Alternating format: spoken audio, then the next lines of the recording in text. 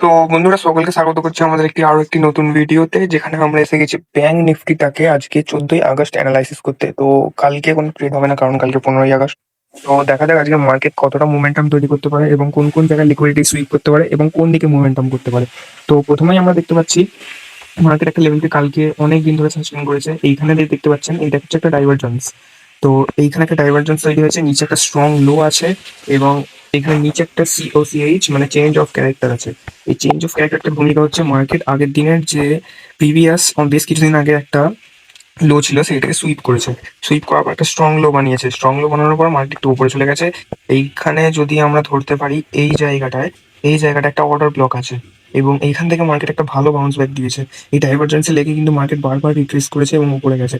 এখন মার্কেট এই জায়গাটায় ঘোরাফেরা করছে, মার্কেট কিন্তু এখনো ডাইভারজেন্সে থেকে নেই। তো এমন চান্স হতে পারে যে মার্কেট কিন্তু এই জায়গাটায় রিটার্ন এসে বাউন্স ব্যাক করে উপরে চলে গেল। আজকে মার্কেট খোলার দিকে আমাদের নোটিস করতে হবে ফার্স্টে, যে মার্কেট কোন দিকে যায়।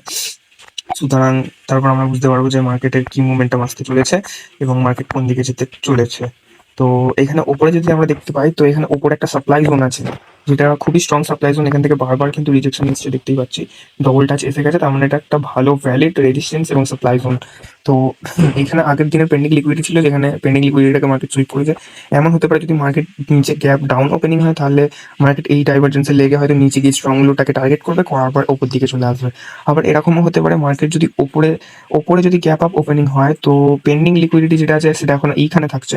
তো পেন্ডিং লিকুইডিটিটাকে টার্গেট করবে, টার্গেট করার পর যদি ওটার উপরে লিকুইডিটি গ্র্যাপ করে উপরের দিকে যায়, তো সাপ্লাইটা লেগে হয়তো নিচে চলে আসতে পারে। আদারওয়াইজ সাপ্লাইটাকে ব্রেক করে যে মেজর লিকুইডিটি আছে উপরের, সেইটাকে হান্ট করতে পারে।